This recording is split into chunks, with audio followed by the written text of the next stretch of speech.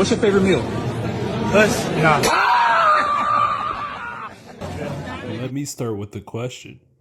What do you do when the greatest rapper alive decides to throw it all away? Not slowly, not quietly, but in real time, in front of the whole world.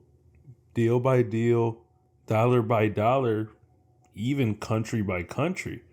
That's the story of Ye, also known as Kanye West, and we're starting in 2022 because that's when everything changed. But to understand how big the fall was, you first need to understand what he was standing on. At Kanye's peak, he wasn't just a rapper. I think he held the top for, how you should hold yourself in the industry.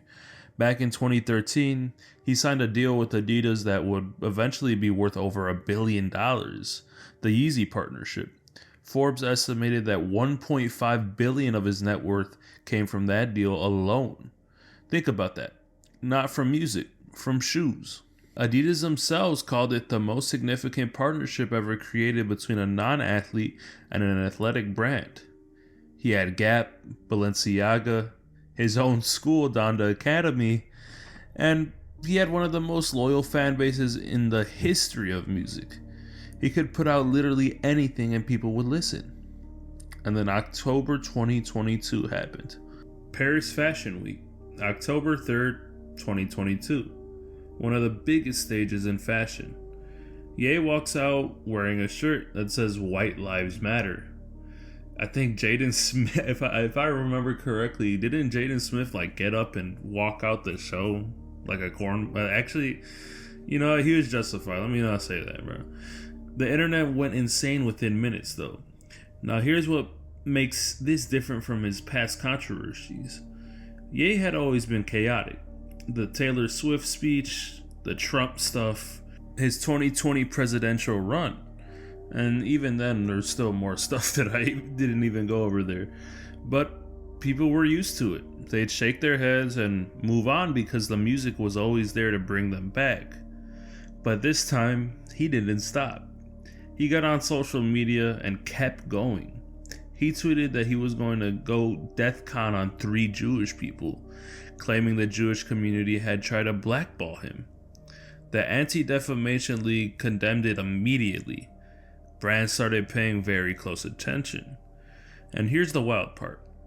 Right in the middle of all this, he went on a podcast and actually said it out loud. I could say anti-Semitic stuff and Adidas cannot drop me. He was wrong. What happened next was one of the fastest financial implosions in music history. So Adidas cut him loose, as well as Gap, who shut everything down. Balenciaga cut ties. The CAA, one of the biggest talent agencies in Hollywood, also dropped him from their roster, and this was all within weeks of each other.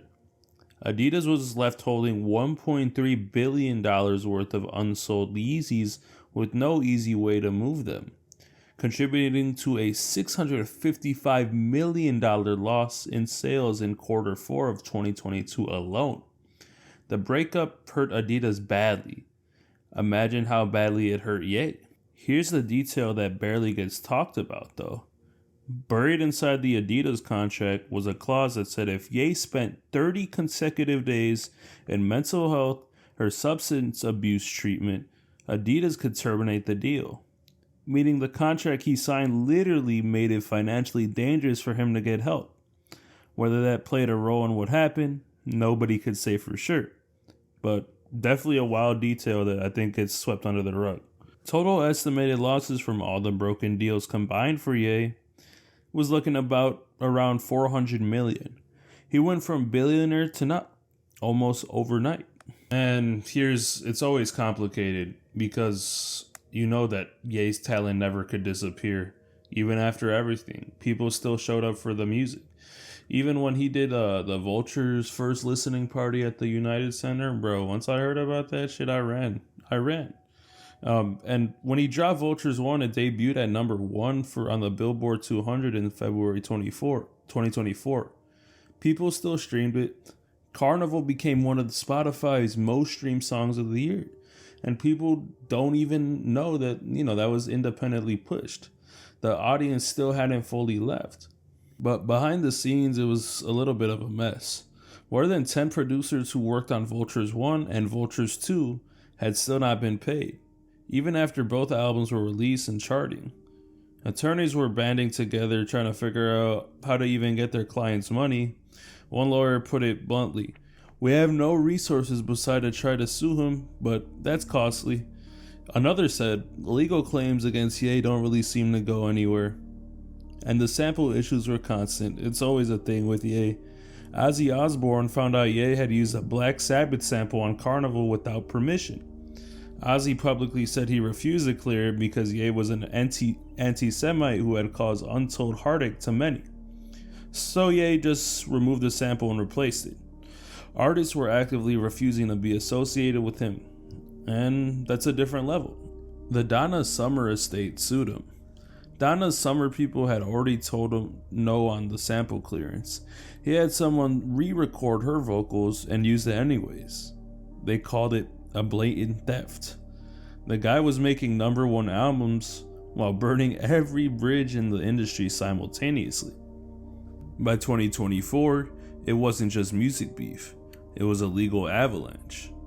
A former employee sued him, claiming she was fired after reporting that he had sent her a text saying, "Welcome to the first day of working for Hitler," and proceeded saying, "Hail Hitler."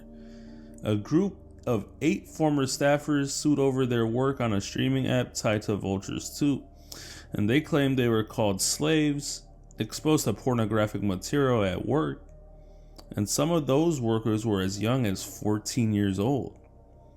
He's been sued more than a dozen times since 2022, and his response to a lot of these cases, just not showing up, missing deadlines, ghosting lawyers.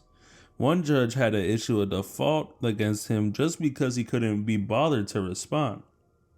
This isn't just a guy going through controversy, this is an entire operation falling apart from the inside. And here's where the trajectory really shifts. That chaos started bleeding directly into the music itself. For years, you could separate the art from the artist. Whatever he said publicly, the album stood on their own.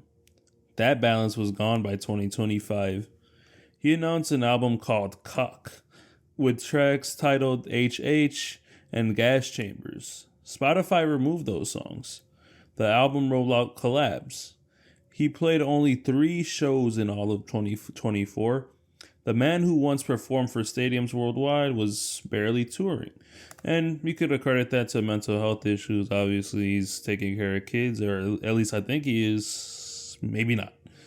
The music wasn't a refugee from the controversy anymore, It had become a part of it. Then 2025 hits, and it escalates to a level nobody in the music industry had ever seen before. Australia became the first country to ban Kanye. Not for any criminal charge, purely for his public statements and the music he released. A sitting government official said point blank, "If you're going to release a song promoting Nazism, you're not coming in."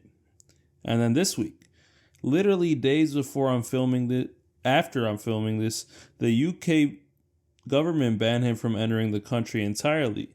He was supposed to headline the Wireless Festival, one of the biggest hip-hop festivals in Europe, in front of over 150,000 people over 3 nights. Pepsi, Rockstar Energy, and Diego, I don't even know if I said that right, had already pulled their sponsorships the moment he was announced as the headliner. Festival organizers had been under pressure for weeks, and when the ban came through, they didn't scramble to find a replacement headliner. They canceled the entire festival and issued refunds to everyone who bought tickets. Not banned from just a platform, not dropped by a ban, banned from a country. Here's where it gets complicated. He did apologize, multiple times actually. In January of 2026, he took out a full-page ad in the Wall Street Journal titled, To Those I've Hurt, saying his bipolar disorder and the brain damage from his 2002 car crash caused him to, as he put it, gravitate towards the worst symbol he could find, the swastika. He committed to therapy and accountability. And look, Mental health is real. No one's going to deny it. The 2002 car crash was real as well. The bipolar diagnosis, we all know that. Nobody's dismissing any of that. But here's the thing. The UK government spokesman said it directly when confirming the ban. His actions represent a pattern of behavior that's been going on for years. This wasn't just one bad moment. It was a 3-year streak with apologies in between, followed by escalation every single time. The music industry might forgive. Streaming numbers don't care about controversy. But governments remember differently. So where does Ye stand right now, you might ask? He still has that talent. No one's gonna take that shit from him. I think Bully was a fire album, even though I didn't like a lot of the songs compared to his previous albums. Vultures hit #1. You can't say shit about that. Carnival was the biggest song. He could still produce at a high level, but he hasn't found a major brand partner since losing Adidas in 2022. As of early 2025, Adidas had finally sold the last Yeezy shoe. Their CFO got on an earnings call and said, "There is not one Yeezy shoe left. That episode is behind us." So, Adidas moved on, and Ye is still trying to figure out what's next. He's banned from Australia, banned from the UK. His tours are minimal, even though I know he was going around to SoFi and, other spots. His rollouts have been okay. I think Bully was pretty mediocre in terms of rollouts compared to his other albums. His collaborators still probably haven't got paid from Vultures 1 and Vultures 2. And again, you have his old employees trying to sue the shit out of him. And I think the saddest part of all this isn't the controversy itself, it's the waste of it. This is the guy who made College Dropout, Graduation, my favorite album of all time, My Beautiful Dark Twisted Fantasy, banger. Albums that changed what rap could be. And he spent the last 3 years making it impossible for people to focus on any of that. So let me know what you think. Being from Chicago, I respect Kanye. So I'm going to still bump his shit. He could be as bipolar as he wants. Leave a comment. Thanks for watching, y'all. Leave a like, sub. Thanks. Love you.